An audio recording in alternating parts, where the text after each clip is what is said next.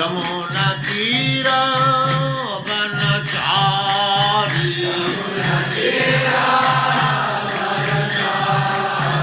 यमुना तीरा वनचारी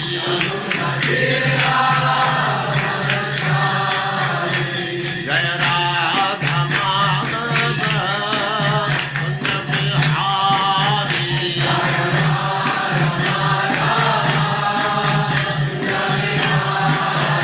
जय राधा माधव कुंज बिहारी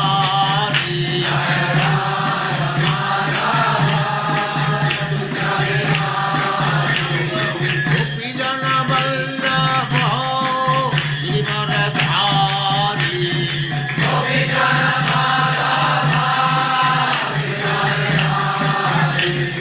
गोपी जन वल्लभ गिरिवरधारी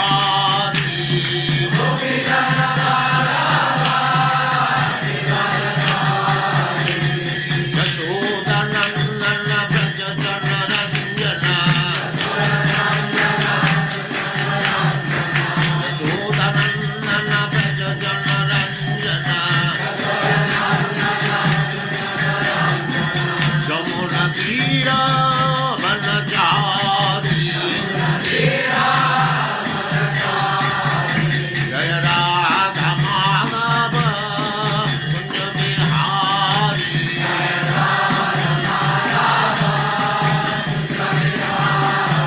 जय राधा माधव कुंज बिहारी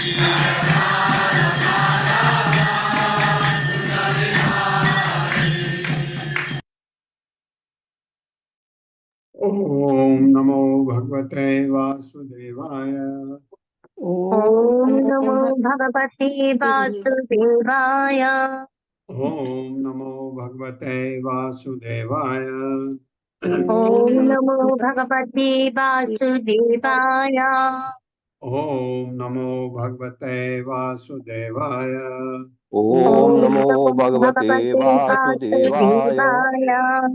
नारायणं नमस्कृत्य नारायणं नमस्कृत्य नरं चैव नरोत्तमं नरं चैव नरोत्तमं देवीं सरस्वतीं व्यासं देवीं सरस्वतीं व्यासं ततो जयमुदीरये।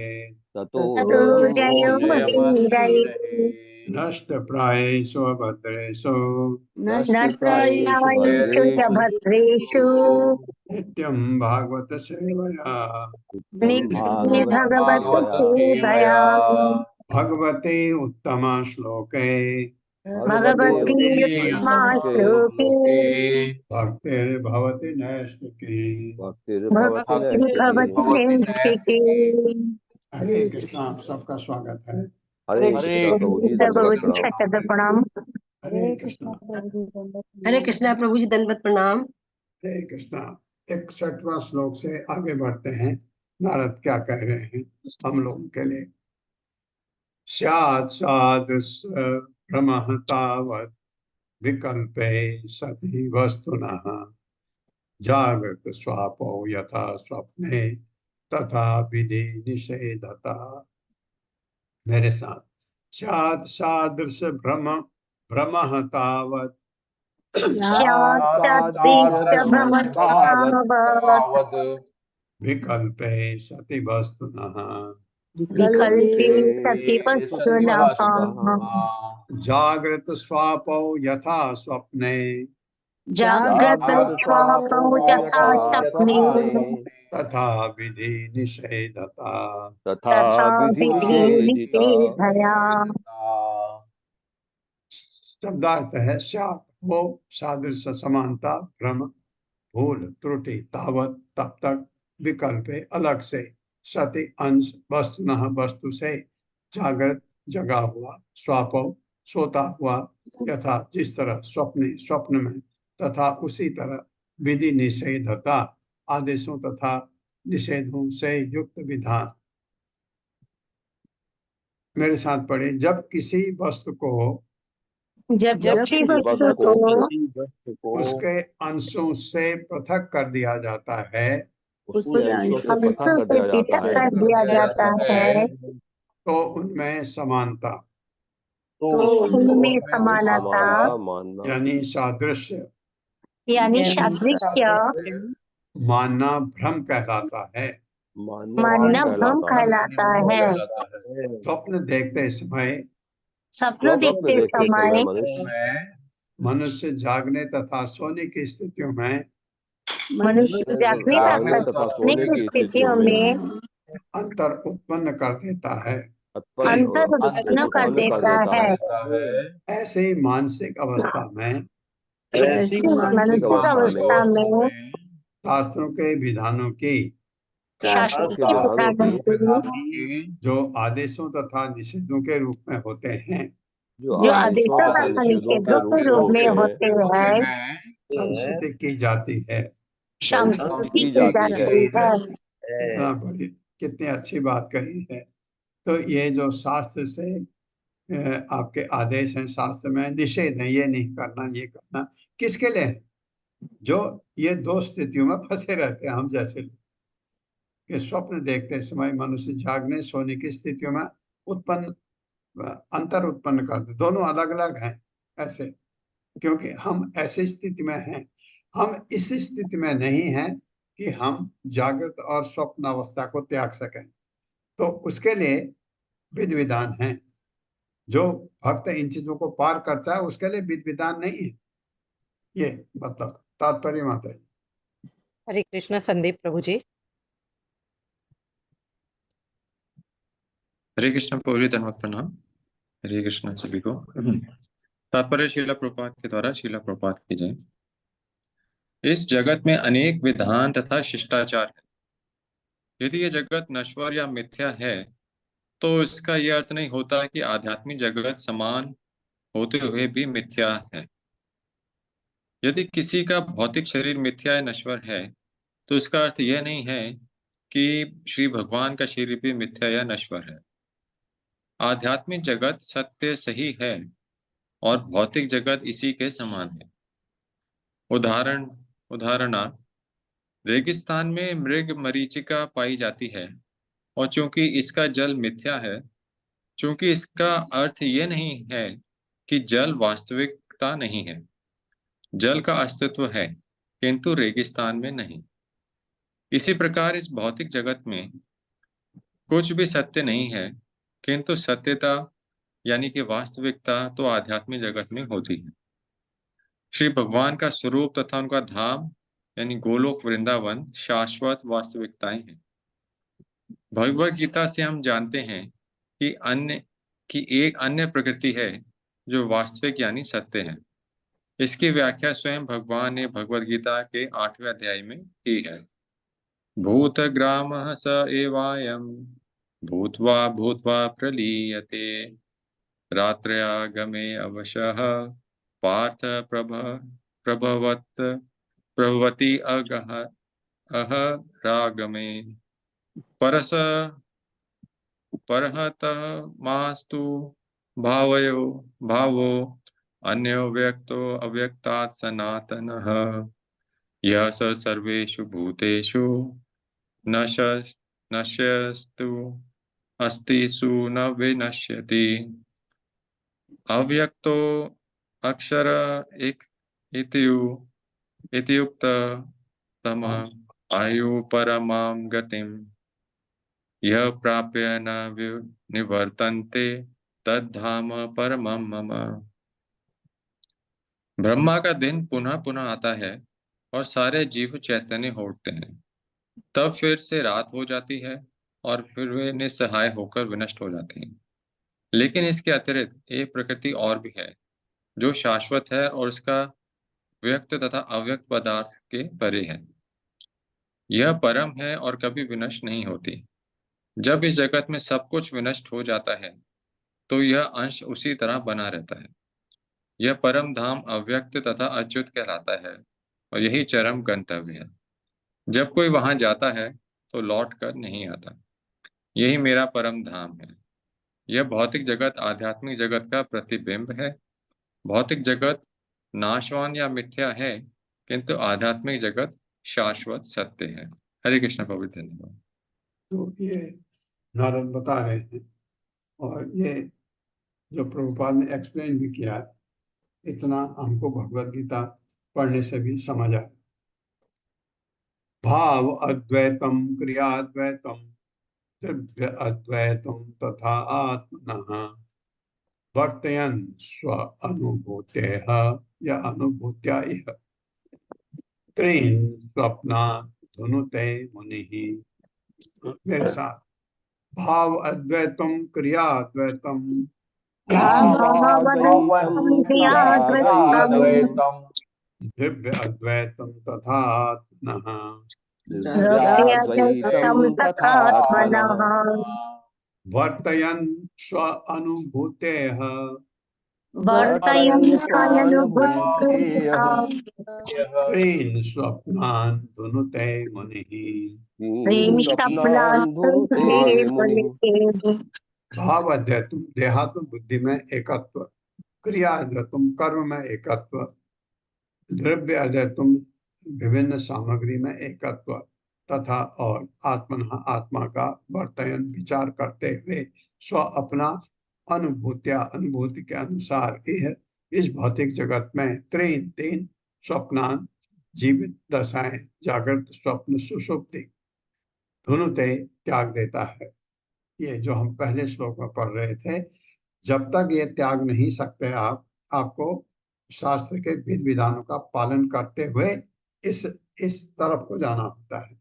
ये नहीं भी प्राप्त कर पाए, हम लक्ष्य प्राप्त कर सकते हैं, तरीके बताए हैं शास्त्रों में। जैसे हमने पढ़ा, मुनि ही दार्शनिक या चिंतक। मेरे साथ पढ़े, भाव क्रिया तथा द्रव्य की अद्वैतता क्रिया तथा की द्रव्य की अद्वैतता पर विचार करने के बाद पर विचार करने के बाद तथा आत्मा को समस्त कारणों से पृथक मानते हुए तथा आत्मा को समस्त कारणों से कारणों पृथक से मानते पृथक हुए मानते हुए मुनि अपनी ही अनुभूति से मुनि अपनी ही अनुभूति से जागृत स्वप्न तथा सुषुप्ति जागृत स्वप्न तथा सुषुप्ति इन तीनों अवस्थाओं को त्याग देता है। तीनों अवस्थाओं को त्याग देता है। हाँ, वो कहाँ होता है? वो जो जिसे हम कहते हैं वो जो ध्यान क्या कहलाता है, जब वो ऐसी अवस्था में चला जाता है, भगवान से जुड़ जाता है, ऐसे ये अवस्था समाधि कहते हैं जिसको। तात्पर्य माता जी। हरे कृष्ण अनीता माता जी। हरे कृष्ण माता जी, बहुत ही धन्यवाद। प्रभुपाद की जय हो। अगले श्लोकों में भावाद्वैत, क्रियाद्वैत तथा द्रव्याद्वैत इन तीन शब्दों की व्याख्या दी गई है। किंतु मनुष्य को भौतिक जगत में दार्शनिक जीवन की समस्त अद्वैताएं छोड़नी पड़ती है और सिद्धि प्राप्त करने हेतु आध्यात्मिक जगत के वास्तविक जीवन को प्राप्त करना होता है। हरे कृष्ण माता जी प्रभु जी। हाँ, ये बात सही है। आध्यात्मिक जीवन के वास्तविक जीवन को प्राप्त करने के लिए भौतिक चीजों का त्याग करना बहुत जरूरी है, नहीं तो ये वहां नहीं जा सकते। जैसे अगर आपको पहले होता था येलो फीवर का अब नहीं होता है, येलो फीवर का इंजेक्शन लगा के अपने पास रखना होता था।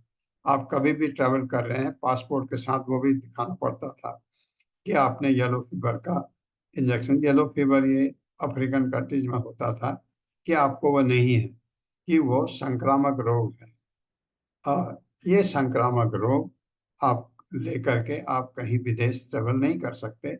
पर्टिकुलरली कुछ कंट्रीज में बहुत ही स्ट्रिक्टनेस है, क्योंकि वहाँ इन्फेक्शन है ही नहीं, वो बाहर से इन्फेक्शन नहीं आना देना चाहते हैं, तो इसलिए ये चीज मांगते हैं। ऐसे ही वैकुंठ जाने के लिए भौतिक चीजें अलाउड नहीं है, क्योंकि वो शाश्वत जगत है। वहाँ हर चीज शाश्वत है, वहाँ काल नहीं है, वहाँ कोई बीमारी नहीं है, वहाँ काल तक नहीं है। आपका समय वैसे ही रहता है, जितने जवान आप आज हैं हमेशा उतने ही जवान बने रहते हैं। जितने खुश आप आज हैं उतने खुश हमेशा बने रहते हैं। दुख नहीं है, वो जगत बिल्कुल ही फर्क है, भगवान का धाम है। वहां जाने के लिए भौतिक चीजें हैं। आप कहेंगे नहीं नहीं, मैं थोड़ा ये अपनी पोटली जमाई इसको भी ले जाता हूँ, नहीं, भौतिक चीजें नहीं जा सकती। और भौतिक चीज क्या है? चलो शरीर तो भौतिक है, छूट जाएगा यहाँ। मन बुद्धि अहंकार हमारा, जिसमें इतनी इच्छाएं, ये सब सब चीज का त्याग हो, तब आप उसके बाद आपका स्टेप बाय स्टेप एक एक करके, एक क्लियरेंस, दूसरा क्लियरेंस, तीसरा क्लियरेंस, फिर आप जब तीनों एक क्लियर, तीन और क्लियरेंस क्या है? तीनों गुण त्याग दिए, क्लियरेंस, उसके बाद आप कैंडिडेट बनते हैं आत्म साक्षात्कार के लिए। तो ये करते हुए आपकी स्थिति आती है, गुरु आपको भगवान के दर्शन कराते हैं। तो अब भगवान, उस समय आपको पता लगता है कि आप स्त्री थे या पुरुष थे। अभी तो हम इस जगत में हैं, इसका कोई मीनिंग नहीं, कोई नर है कोई मादा है, कोई मीनिंग नहीं है। एक्चुअली शाश्वत रूप क्या था? आप भगवान के दास थे या भगवान की दासी थे, वहां पर पता लगता है। जब स्वरूप सिद्धि होती है, आपको पता लगता है कि भगवान से मेरा क्या रिश्ता था। ये तो आप उसके बाद आप भगवत धाम जाते हैं। भगवान यहाँ के बाद आप च्युत नहीं होते, आप भौतिक जगत में हैं। अभी कुछ लोग हैं ऐसे जो भौतिक जगत में है ये, लेकिन ये प्राप्त कर चुके हैं, तो इसका मतलब उनका वैकुंठ का वीजा ऑलरेडी स्टम्प हो चुका है। वो शरीर त्यागेंगे, वैकुंठ जाएंगे। वो जो कल नारद ने बताया था कि हम भक्ति करते करते बहुत अच्छे हो जाते हैं, तो हम ब्रह्मलोक जाते हैं।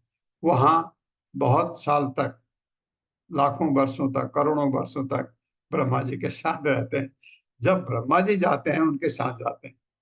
लेकिन जो भक्ति में ऐसे कर चुका है, वो सीधे चला जाता है। कार्य कारण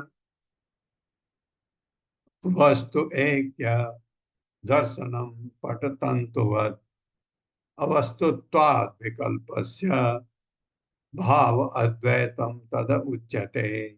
अब ये बता रहे हैं भाव अद्वैत क्या चीज है। मेरे साथ पढ़िए। कार्य कारण वस्तु ऐक्यम कार्य कारण वस्तु एकम दर्शनम पटतंतुवत् दर्शनम पठन्तु वा अवस्तुत्वात् विकल्पस्य वस्तुत्वात् विकल्पस्य भाव अद्वैतम तद उच्यते। भावाद्वैतं तदुच्यते। क्या है भाव अद्वैतम? ये बता रहे हैं। कार्य फल तथा प्रभाव, कारण कारण वस्तु वस्तु एकत्व, दर्शनम देखना, पट वस्त्र तंतु डोरा सूत, वत सदृश, अवस्तुत्वात् अवास्तविक होने से, विकल्प से विकल्प का, भाव अद्वैतम एकत्व का भाव तथा उच्चते वो कहलाता है। जब मनुष्य, मेरे साथ पढ़े, जब मनुष्य यह समझता है कि जब मनुष्य ये समझता है कि फल तथा कारण एक है फल तथा कारण एक है और द्वैत अंततः और द्वैत अंततः इस विचार की भांति अवास्तविक है इस विचार की भांति अवास्तविक है कि वस्त्र के धागे कि वस्त्र के धागे वस्त्र से भिन्न हैं, वस्त्र से भिन्न है, तो वह एकत्व के मान को प्राप्त होता है, तो वो एकत्व को मान को प्राप्त होता है, जिसे भाव अद्वैत कहते हैं। जिसे भाव अद्वैत कहते हैं। हाँ, आपको मिला फल, फल भी वही है जिसने ये दिया है। फल मिला आपको, भगवान ने दिया, और कारण भी भगवान, फल भी भगवान का, कारण भी भगवान। ये एकत्व का मानना, जैसे समझाने के लिए कहा है, हमको तो कमीज मिली, लेकिन कमीज धागे से बनी हुई है, धागा अलग कमीज अलग नहीं है। ये समझ आ जाए कि जो फल दिया है ये अलग नहीं है, भगवान का ही है। भगवान और फल में कोई फर्क नहीं। फल मिला है उनकी वजह से। जो भी है, जो भी चीज हो रही है, वो कारण वही है, एक ही है। तो ये जब एकत्व का भाव आने लगता है, द्वंद्व खत्म हो जाता है। द्वैत भावना, दुख सुख नहीं है, अलग अलग एक ही चीज। ये भाव जब आ जाएगा, ये भाव तब आएगा जब हम इतना आगे बढ़ेंगे। तो इसके भाव, इसको भाव अद्वैत कहते हैं। यद ब्रह्मणि परे साक्षात सर्व कर्म समर्पण मनो वा मनोवाक तमन तनु भी पार्थ। वाक तमें तो भी है, कौ भी है। तो मनोवाक पहले पढ़ा मैंने, तो तनु भी पार्थ। क्रिया अद्वैतम तद उच्यते। अब क्रिया अद्वैत क्या है उसके बाद मेरे साथ पढ़िए। तद ब्रह्मणि परे साक्षात, जद ब्रह्मणि परे साक्षात् सॉरी यद ब्रह्मणि परे साक्षात यद तद ब्रह्मणि ब्रह्मणि परे परे ब्रह्मणि परे साक्षात् साक्षात् सर्व कर्म समर्पणम सर्व सर्व कर्म कर्म समर्पणम् मनोवाक तनु भी पार्थ। मनोवाक् तनुभिः पार्थ क्रिया अद्वैतम तद उच्यते। यततं तदुच्यते। शब्दार्थ है यद जो ब्रह्मणि पर ब्रह्म में परे दिव्य साक्षात प्रत्यक्ष सर्व समस्त कर्म कर्म समर्पणम निवेदन समर्पण मन मन से वाक वाणी से तन शरीर मन वाणी तथा शरीर से पार्थ हे महाराज युधिष्ठिर क्रिया अद्वैतम कर्म का एकत्व तत् उच्यते वो कहलाता है। मेरे साथ पढ़े हे युधिष्ठिर। हे युधिष्ठिर जब मनुष्य के जब मनुष्य के मन वाणी तथा शरीर द्वारा मन मन वाणी वाणी तथा तथा शरीर शरीर द्वारा द्वारा किए गए सारे कार्य किए गए सारे सारे कार्य कार्य साक्षात भगवान की सेवा में समर्पित किए जाते हैं। साक्षात साक्षात भगवान की भगवान की सेवा में सेवा में समर्पित किए समर्पित जाते किए हैं। जाते हैं तो उसे क्रिया अद्वैत नामक तो उसे क्रिया क्रियाद्वैत नामक नामक कर्मों का एकत्व प्राप्त होता है। कर्मों का एकत्व प्राप्त होता है। हाँ, सेवा है मन वाणी तथा कायम शरीर। मन वाणी शरीर तीनों से आप भगवान की मन अलग है, वाणी अलग है नहीं, सब एक एकत्वता आ जाए। मन भी वाणी और शरीर एक ही चीज करेंगे, सेवा, और उस सेवा में उनको आनंद आएगा। मन को भी, वाणी को भी और शरीर को भी भगवान की सेवा में। ये क्रिया अद्वैतम उसको कहा जाएगा कि वो क्रिया ये एकत्व को, अद्वैत का एकत्व को प्राप्त कर चुका है। तात्पर्य माता जी। हरे कृष्णा रश्मि माता जी। हरे कृष्णा माता जी। हरे कृष्णा प्रभु जी। श्रील प्रभुपाद की जय। श्रील प्रभुपाद द्वारा तात्पर्य। कृष्ण भावनामृत आंदोलन लोगों को सिखाता है कि किस प्रकार प्रत्येक वस्तु को भगवान की सेवा में समर्पित कर देने के स्तर तक पहुंचाया जाए। कृष्ण ने भगवत गीता 9.26 में कहा है, यद करोषि यद नाशी यद जुहोषि ददाति यद पश्यसि कौन्तेय तद कुरुष्य मदर्पणम। हे कुंती पुत्र, तुम जो भी करो, जो भी खाओ, जो भी आहुति दो तथा दान में तथा जो भी तपस्या करो, वो सब मुझे भेंट रूप में समर्पित होनी चाहिए। हम जो भी करते हैं, जो भी खाते हैं, जो भी सोचते हैं तथा जो भी योजना बनाते हैं, यदि वो सब कृष्ण भावनामृत आंदोलन की प्रगति के लिए हो तो ये अद्वैत है। कृष्ण के नाम कीर्तन तथा कृष्ण भावनामृत के लिए कार्य करने में कोई अंतर नहीं है। दिव्य पद पर एक है, किंतु इस अद्वैत के विषय में हमें अपने गुरु से मार्गदर्शन प्राप्त करना चाहिए। हमें अपनी अद्वैतता नहीं बनानी चाहिए। हरे कृष्णा। एकत्वता एकत्वता, ये जो उसका उदाहरण बहुत अच्छा श्लोक प्रभुपाद ने दिया समझने के लिए। जो भी करते हो, यद करोसि यद अस्नासि यद जुहोसि ददाति यद तपस्यासि कौन्तेय तत्पुरुषो मदर्पण। सब मेरे लिए सब कुछ अर्पण करते हुए करो। केंद्र में भगवान, कार्य आपके क्या हो जाएंगे? कार्य आपके सारे आध्यात्मिक। कोई कार्य कर रहे हैं आप, अगर उनकी खुशी के लिए है, उनको केंद्र में रख के किया है, तो कितना अच्छा तरीका बताया है कि अपने सकाम कर्म को अकाम में बदल देना, अकर्म में बदल देना। अकर्म होता है ना जो भगवान को अर्पित कर्म होता है, भगवान की खुशी के लिए जो कर्म करता है भक्त, उसको अकर्म कहते हैं। हमारे कर्म अकर्म का मतलब है कि उसका फल आपको नहीं, उसके जो कर्म से जो पाप पुण्य है वो आपको नहीं लगेगा। नहीं तो मतलब बंधन नहीं होगा। नहीं तो अगर हम फल चाहते हैं तो उसका भोग करना चाहते हैं तो हम बच जाते हैं, कर्म बंधन हो जाता है। अकर्म से आपका बंधन कभी करो, क्योंकि आप अपने लिए किए ही नहीं। भगवान ने कहा जो भी करते मेरे लिए करो, हो गया, उनके लिए करो। अब ये सवाल ये है, मैं खाना खा रहा हूँ चटकारे लेते हुए, और ये नहीं, आप खाना खाइए, उससे पहले भगवान को खिलाइए, उनकी जूठन खाइए और उसका स्वाद दीजिए। ये अलाउड है आपको, जो जैसा कहा गया है वैसा करके। ये एकत्व आ गया क्रिया। अब द्रव्य का एकत्व आएगा।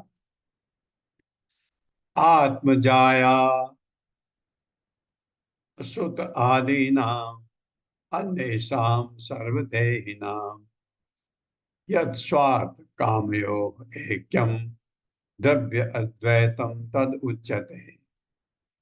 मेरे साथ, आत्मजाया सुत आदीनाम आत्मजाया आत्मजायासुतादीनाम् शतादीनाम् अन्येषां सर्वदेहिनां अन्येषां अन्येषां सर्वदेहिनाम् सर्वदेहिनाम् यत् स्वार्थ कामयोः ऐक्यम यत्स्वार्थकामयोरेक्यम् यत्क्षरत्वकामयोरेकम् दिव्य अद्वैतम तद उच्यते। दिव्याद्वैतं द्रव्याद्वैतं तदुच्यते। तदुच्यते। शब्दार्थ, आत्म अपनी, जाया पत्नी, सुत आदि नाम तथा संतानों का और संबंधियों, अन्य शाम अपने संबंधियों का, सर्व देहिना समस्त जीवों का, यत जो भी स्वार्थ कामयो अपने चरम लक्ष्य तथा लाभ का, ऐक्यम एकत्व, अद्वैत द्रव्य अद्वैतम स्वार्थ का एकत्व, तब उच्यते कहा जाता है।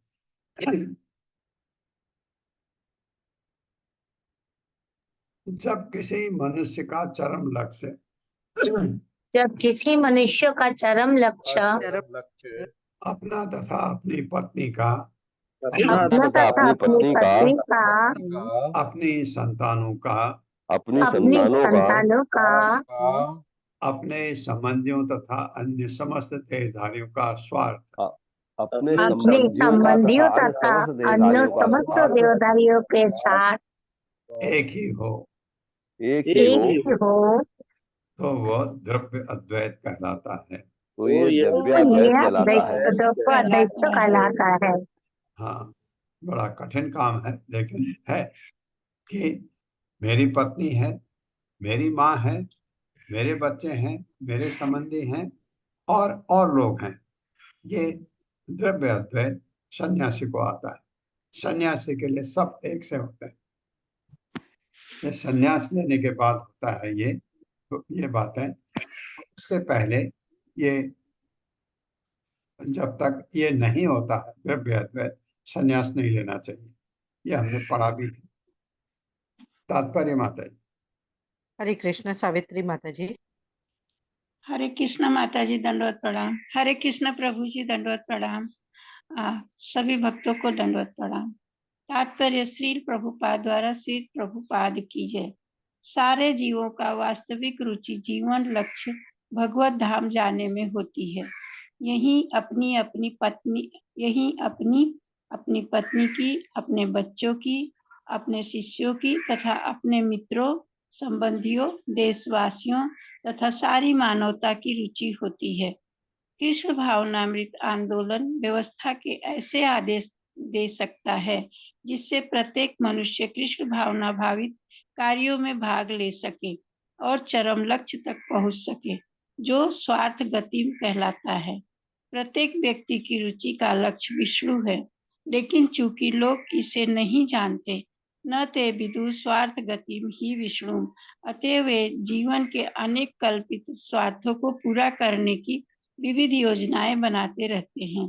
कृष्ण भावनामृत आंदोलन हर एक को चरम स्वार्थ तक लाने का प्रयास कर रहा है।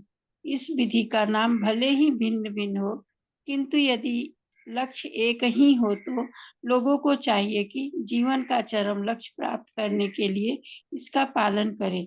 दुर्भाग्यवश लोग विभिन्न स्वार्थों के विषय में सोचते हैं और अंधे नेता उन्हें दिग्भ्रमित कर रहे हैं।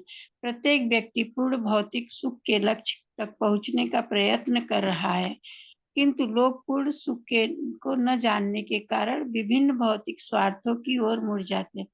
हरे कृष्ण माता जी। धन्यवाद प्रभु जी। हरे कृष्ण। यद यस्य वा विनिषिद्धम, अनिषिद्धम होगा या वा पढ़ूंगा तो यद यस्य वा अनिषिद्धम स्यादेन स्यादेन यत्र यतो नृपः सतेन ई हेत पढ़ सकते हैं या तेने हेत पढ़ सकते हैं। सतेन ई हेत कार्याणि नरो न अन्यः अनापति। मेरे साथ, यद यस्य वा अनिषिद्धम, यद्यस्य यदि वा यशोवाणी निषिद्धम, चित्तम। मेरे ख्याल से स्यात् तक पढ़ा जाए। यद यस्य वा अनिषिद्धम स्यात्, यदि यशोवाणी चित्तम स्यात्। येन यत्र यतो नृपः येन यत्र यतो नृपः सतेन ईहेत कार्याणि सतेन कार्याणि नरो न अन्य अनापदि। नरो नरो नान्यैवनापदि। नान्यैवनापदि। शब्दार्थ है यत जो भी, यस्य मनुष्य का, वा या तो अनिषिद्धम जिसकी मनाही न हो, शायद ऐसा हो, येन जिससे, यत्र स्थान तथा समय में, यतः जिससे, नृप हे राजा, सह ऐसा व्यक्ति, तेन ऐसी विधि से, इहेत संपन्न करे, कार्याणि नियत कार्यकलाप, नरह मनुष्य न नहीं, अन्य दूसरी विधियों से, अनापदि संकट की अनुपस्थिति में। हे राजा युधिष्ठिर, मेरे साथ पढ़िए।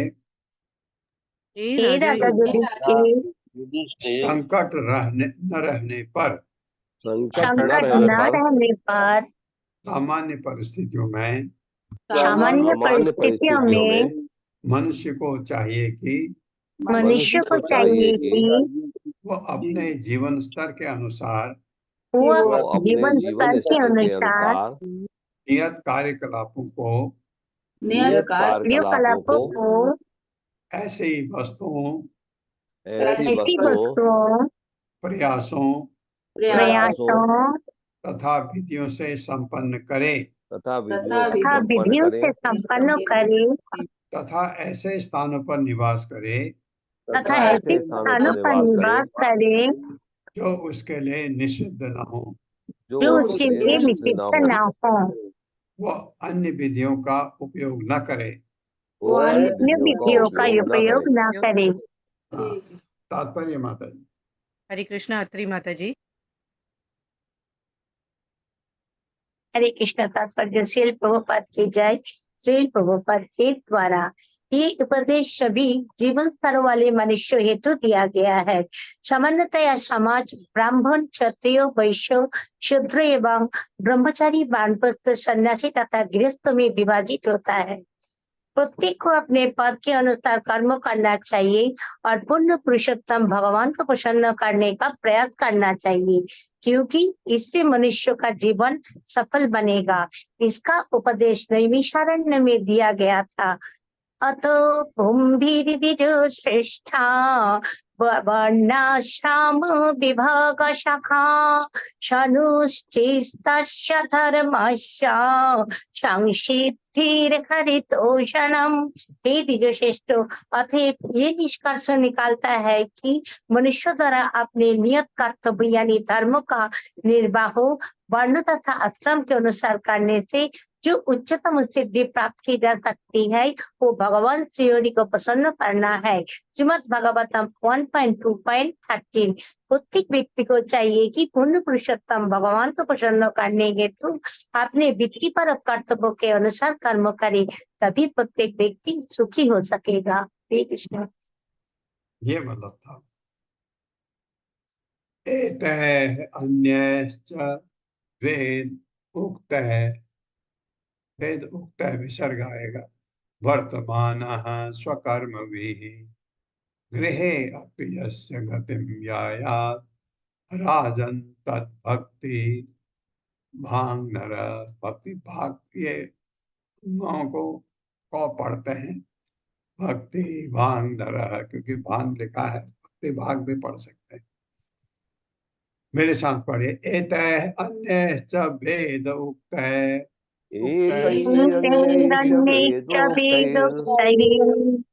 वर्तमानः स्वकर्मभिः गृहे अपि यस्य गतिं यायात्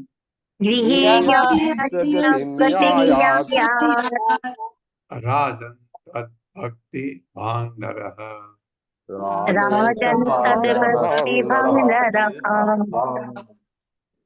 एतः इन विधियों से अन्य अन्य विधियों से च तथा वेद उक्त है तथा वेद वांग्मय में निर्देश है। वर्तमान पालन करते हुए स्वकर्म भी अपने वृत्तिपरक कर्तव्य से गृहे अपि घर पर भी अस्य भगवान कृष्ण के गंतव्य यायात पहुंच सकता है। राजन, हे राजा, तद भक्तिवाद भगवान की भक्ति करने वाला नर व्यक्ति।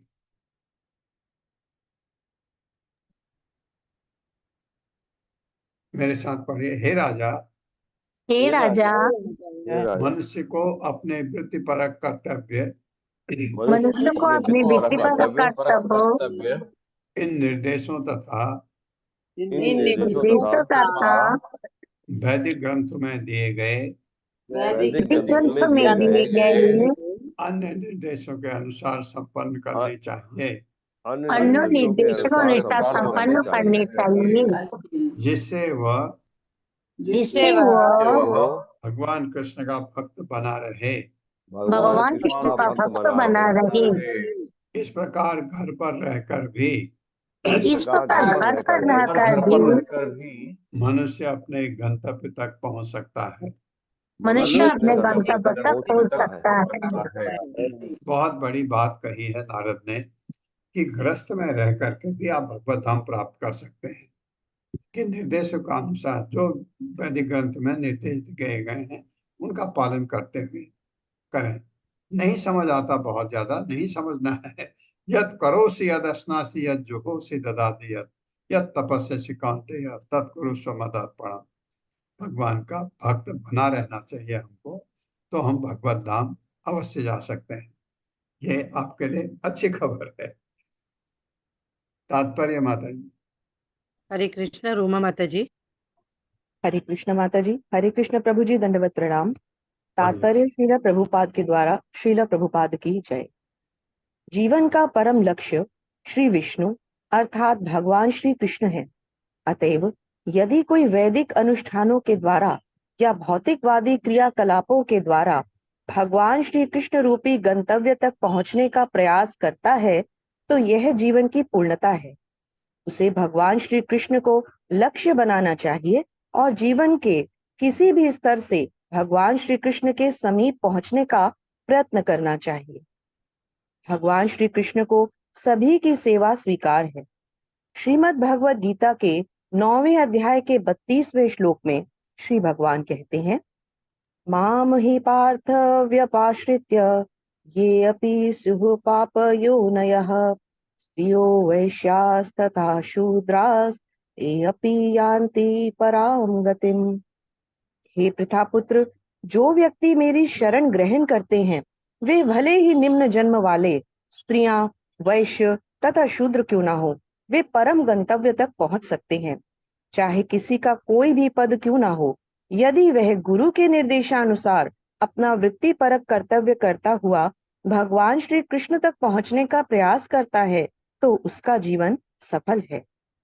ऐसा नहीं है कि केवल सन्यासी, वानप्रस्थ तथा ब्रह्मचारी ही भगवान श्री कृष्ण के समीप तक जा सकते हैं। गृहस्थ भी भगवान श्री कृष्ण के समीप पहुंच सकता है अगर वह बिना भौतिक इच्छाओं के परम भक्त बने। इसका एक उदाहरण अगले श्लोक में दिया गया है। हरे कृष्ण प्रभु जी। ये आपके पास उदाहरण भी है। ऐसे सोचिए कौन से उदाहरण है। ग्रस्त में रह करके भगवत धाम पहुंचे, इस भागवतम में उनका वर्णन है। यथा हि योयम निर्देव दुस्तज्जा, नीचे का दो ऊपर ले लेते हैं। यथा हि योयम निर्देव दुस्तज्जा अपद गणात् उत्तरत आत्मनः प्रभो यत पाद पंकेरुह सेवया भवान। नौ गया,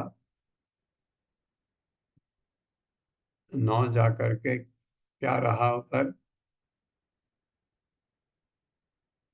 हाँ, ओ पढ़ेंगे उधर। आहार शीत निर्जित दिग्गज क्रतुन। मेरे साथ पढ़िए। यथा हि यूयम निर्देव दुस्त्यजात यथा यथा हि यूयं निपदेव दुस्तजात् आपद गणात उत्तरत आत्मनः प्रभो आपद्गणात्मनो प्रभो यद पाद पंकैरुह सेवया भवान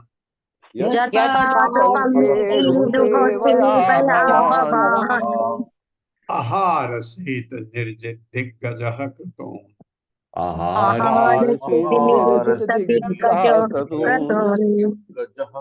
शब्दार्थ है यथा, जिस तरह ही निसंदेह यूयम, तुम सभी पांडव, नृपदेव, हे राजाओं, मनुष्यों तथा देवताओं के स्वामी, दुस्तज्जात अजय, आपद संकटपूर्ण स्थितियां, गणान समूह से उत्तरत बस निकले, आत्मनः अपना, प्रभो भगवान का, यद पाद पंके रूह, जिनके चरण कमल सेवा सेवा करने से भगवान आपने आहार शीत संपन्न किया, निर्जित हराकर, दिग्गज हाथियों जैसे अत्यंत शक्तिशाली शत्रु कृतों अनुष्ठान। अब युधिष्ठिर को कह रहे हैं, हे राजा युधिष्ठिर, तुम सभी पांडवों ने परमेश्वर की सेवा के कारण अनेक राजाओं तथा देवताओं द्वारा उत्पन्न बड़े से बड़े संकटों पर विजय प्राप्त कर ली। तुमने कृष्ण के चरण कमलों की सेवा करके कृष्ण के चरण कमलों की सेवा करके हाथियों के समान बड़े बड़े शत्रुओं को जीत लिया है। हाथियों के समान बड़े बड़े शत्रुओं को जीत लिया है और अपने यज्ञ के लिए सामग्री एकत्र की है। और अपने यज्ञों के लिए सामग्री एकत्र की है। भगवत कृपा से तुम भगवत कृपा से भव बंधन से छूट जाओगे। वो करके भगवान की तुमने ऐसी सेवा की है तो तुम भव बंधन से छूट जाओगे। ग्रस्त में है वो भी ये तात्पर्य उदाहरण आ गया आपका। मैं तो अम्बरीश महाराज की सोच रहा था, यहाँ तो और भी हैं तात्पर्य माता जी। हरे कृष्णा अशोक प्रभु जी। हरे कृष्ण माता जी, हरे कृष्ण प्रभु जी, दंडवत प्रणाम। शीला प्रभुपाद जी की जय। शीला प्रभुपाद जी द्वारा तात्पर्य। महाराज युधिष्ठिर ने अपने को सामान्य गृहस्थ के रूप में प्रस्तुत करते हुए नारद मुनि से पूछा कि गृहस्थ जीवन में फंसकर मूर्ख बना रहने वाला व्यक्ति का उद्धार किस तरह हो सकता है। नारद मुनि ने ये कहते हुए महाराज युधिष्ठिर को प्रोत्साहित किया, तुम सुरक्षित हो क्योंकि तुम अपने सारे परिवार सहित श्री कृष्ण के शुद्ध भक्त बन चुके हो।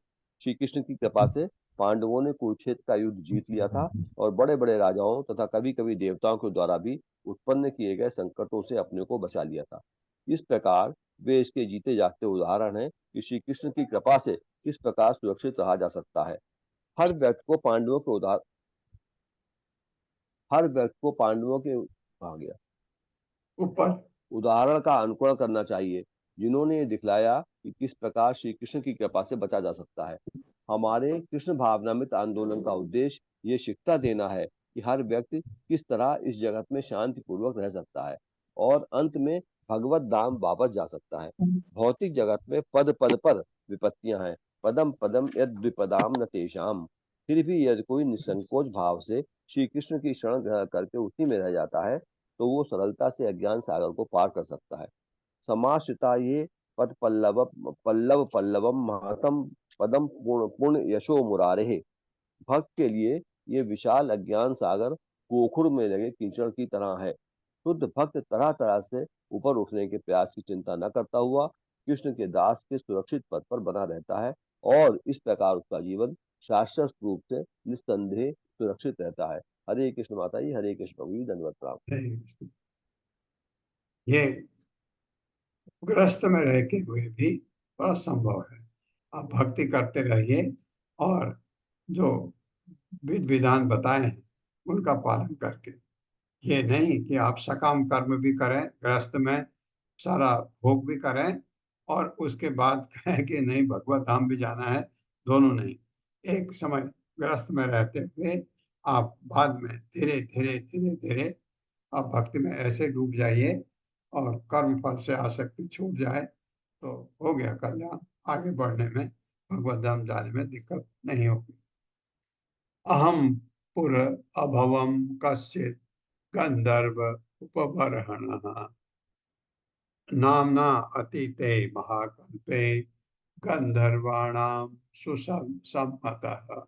मेरे साथ पढ़े, अहम पुरा अभवम या पुर अभवम कश्चित् अहं पुरा भवं कश्चित् गंधर्व उपबर्हणः गंधर्व उपबर्हणः नामना अतीते महाकल्पे नाम्नातीते महाकल्पे गंधर्वाणाम सुसम्मतः गंधर्वाणां सुसम्मतः। समझ आया? अहम, नारद कह रहे हैं मैं क्या था पहले, अपनी कहानी सुना रहे हैं अब, बहुत मजेदार। अहम, मैं, पूर्व जन्म में, अभवम था, क्या था, कश्चित गंधर्व, गंधर्व लोक के निवासी के रूप में, उपबर्हणः, याद रखिए उनका नाम था जब गंधर्व, उपबर्हण, कठिन नाम है। नामना, नाम से, अतीते, बहुत काल पूर्व, महाकल्पे, ब्रह्मा जीवन में जो महाकल्प कहलाता है, गंधर्वाणाम, गंधर्वों में, सुसम्मत, अत्यंत सम्मानित व्यक्ति था मैं पहले। नारद बताए कहाँ से मेरी गलती हुई ये भी बताते हैं। मेरे साथ पढ़े, बहुत समय पूर्व एक अन्य महाकल्प, एक अन्य महाकल्प ब्रह्मा का युग में, ब्रह्मा का युग में आप महाकल्प समझते हैं। हाँ, कल्प आता है ब्रह्मा का। महाकल्प कब आता है? जब उनके 100 वर्ष पूरे हो जाते हैं। मैं उपबर्हण नाम गंधर्व के रूप में था। मैं उपबर्हण नामक गंधर्व के रूप में था। अन्य गंधर्वों में मेरा अत्यधिक सम्मान था। अन्य अन्य गंधर्वों में गंधर्वों मेरा में अधिक मेरा सम्मान था। अत्यधिक सम्मान था। सम्मान था। क्या करते हैं गंधर्व? गाते हैं भगवान के लिए, देवता लोग इनको इस्तेमाल करते हैं। ये बहुत ही अच्छा गाते थे और उतने ही सुंदर दिखने वाले थे। बहुत नौजवान, बहुत सुंदर दिखने वाले नौजवान। वहां कहीं गलती कर बैठता है नौजवान वो।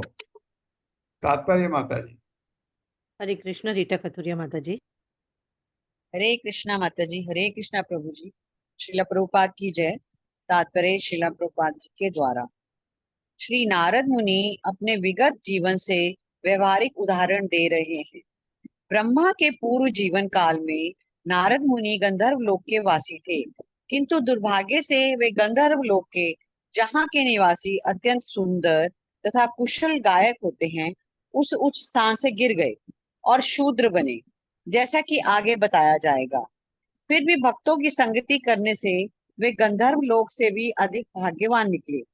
यद्यपि प्रजापतियों ने उन्हें शूद्र बनने का शाप दिया था, किंतु अगले जन्म में वे ब्रह्मा जी के पुत्र बने। श्रीला मध्वाचार्य ने महाकल्पे शब्द को अतीत ब्रह्म कल्पे के रूप में ग्रहण किया है। ब्रह्मा की मृत्यु कई लाख वर्षों बाद होती है। ब्रह्मा के एक दिन का वर्णन भगवद गीता 8.17 में हुआ है। सहस्त्र युग पर्यंतम अहर्यद ब्रह्मणो विदुः रात्रिम युग सहस्त्रांताहम ते अहोरात्र विदो जनाः। मनुष्य की गणना से ब्रह्मा का एक दिन 1000 युगों के योग के बराबर होता है और इतनी ही लंबी उनकी रात्रि भी होती है। भगवान श्री कृष्ण लाखों वर्ष पूर्व की घटनाओं को स्मरण रख सकते हैं। इसी प्रकार नारद मुनि जैसे उनके शुद्ध भक्त भी लाखों वर्ष पुराना जीवन याद रख सकते हैं। हरे कृष्णा प्रभु जी, धन्यवाद। हरे कृष्ण। रूप पेशल माधुर्य सौगंध प्रिय दर्शन स्त्रीणाम प्रियतमो नित्यम मत्तः स्वपुर लंपटः। ये लंपट मेरे साथ पढ़े। रूप पेशल माधुर्य रूप पेशल माधुर्य सौगंध प्रिय दर्शन सौगंध प्रिय दर्शनः स्त्रीणाम प्रियतमो नित्यम प्रियतमो नित्यं मत्तः स्वपुर लंपटः मत्तः स्वपुरलंपटः। शब्दार्थ है रूप सौंदर्य, पेशल शरीर की बनावट, माधुर्य आकर्षण, सौगंध फूलों की मालाओं तथा चंदन लेप से अलंकृत होने से अत्यंत सुगंधित, परिदर्शना देखने में अत्यंत सुंदर, स्त्रीराम स्त्रियों का प्रियतम, सह स्वभाव से आकृष्ट, नित्यम प्रतिदिन मत्तः पागल की तरह गर्वित, स्वपुर अपने शहर में, लंपटः काम इच्छा के कारण स्त्रियों के प्रति अत्यधिक आसक्त, ये हालत हो गई। मेरे साथ पढ़े। मेरा मुखमंडल सुंदर था मेरा मुखमंडल सुंदर था और मेरी शारीरिक रचना आकर्षक तथा सुहावनी थी। और मेरी शारीरिक आकर्षक तथा सुहावनी थी। फूल के हारों से तथा चंदन लेप से तथा चंदन लेप से अलंकृत होने से मैं अलंकृत होने से मैं अपने नगर के स्त्रियों को अपने नगर की स्त्रियों को अत्यंत मोहक लगता था। अत्यंत मोह लगता था। इस तरह मैं मोहग्रस्त था। इस तरह मैं मोहग्रस्त था और विषय वासनाओं से सदैव पूर्ण रहता था। और विषय वासनाओं से सदैव पूर्ण रहता था। तात्पर्य माता जी। हरे कृष्ण कविता माता जी। हरे कृष्ण माता जी, हरे कृष्ण प्रभु जी, सादर प्रणाम। तात्पर्य श्रीला प्रभुपाद द्वारा। श्रीला प्रभुपाद की जय।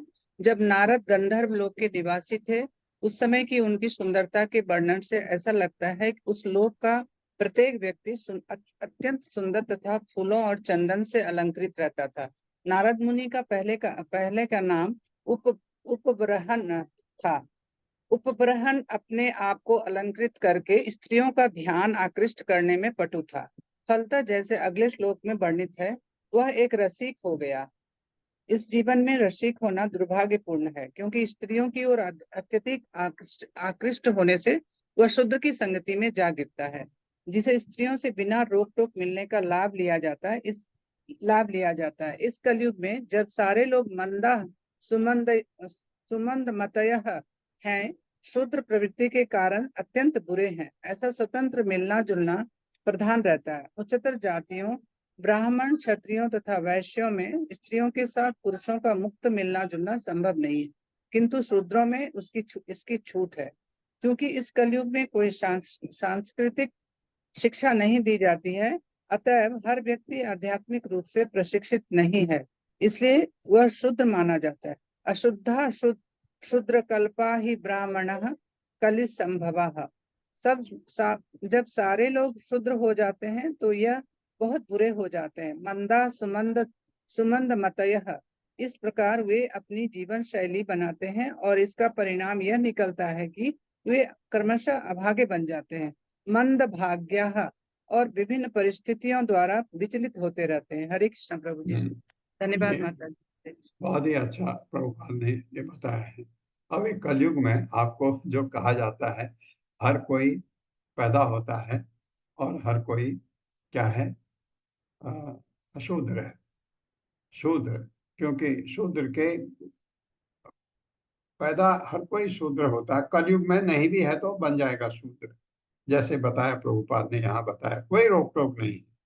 लेकिन माँ बाप उस बच्चे को इनकलकेट कराते हैं, उसमें संस्कार डालते हैं। बढ़ते बढ़ते बढ़ते बढ़ते वो ब्राह्मण बन सकता है, बढ़ते बढ़ते बढ़ते वो क्षत्रिय बन सकता है, वैश्य बन सकता है, क्योंकि संस्कार ये शूद्रों के लिए छूट है। तो शूद्रों का भी व्यवहार सब में है। अभी आप कलयुग में देखिए, बहुत कम परिवार हैं जहाँ संस्कृति बची है। अभी भी है, ऐसा नहीं है, अभी भी है। कुछ परिवार ऐसे हैं जहाँ अभी भी ये रोक टोक है कि जैसे फ्री, अगर लड़की कहे मैं रात को 1 बजे आऊंगी, माँ बाप मना कर देंगे।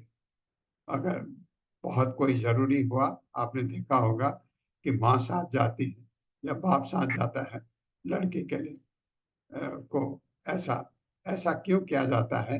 क्योंकि लड़की आकर्षण का केंद्र होती है और लड़कों के वो शिकार होती है। तो इस वजह से प्रोटेक्ट करते हैं माँ बाप, क्योंकि ये फ्री मिलना जुलना, क्योंकि जो लड़कों में जो इच्छाएं हैं वो लड़की में भी इच्छाएं हो सकती हैं, तो कोई गड़बड़ हो सकती है, इसलिए माँ बाप नहीं करते। अभी भी ऐसे कुछ फैमिलीज हैं, बहुत नहीं बची हैं। वो बहुत तो इसमें अपनी शान समझते हैं कि नहीं, हम तो फ्री, उनको जो करना है करे, ये करके। लेकिन वो संस्कृति नहीं है ये जो बताया है। इस वजह से कलयुग में सब जो है शूद्र हैं, थोड़े से बचे हुए हैं, ऐसे करके देखा। तो इससे आगे हम कल पढ़ेंगे। ओम अज्ञान तिम्रांधस्य ज्ञानांजन शलाकया चक्षुरुन्मिलितं तस्मै श्री गुरुवे नमः। विष्णुपादाय कृष्ण पृष्ठाय भूतले श्रीमते भक्ति वेदांत स्वामिनिति नामिने नमस्ते सरस्वती देवे गौरवाणी प्रचारिणे निर्विशेष शून्यवादी पाश्चात्य स्थाने। जय हो श्री कृष्ण चैतन्य प्रभु नित्यानंद श्री अद्वैत गदाधर शिवासादि गौर भक्तवृंद। हरे कृष्णा कृष्ण कृष्ण हरे हरे, हरे राम राम राम हरे हरे।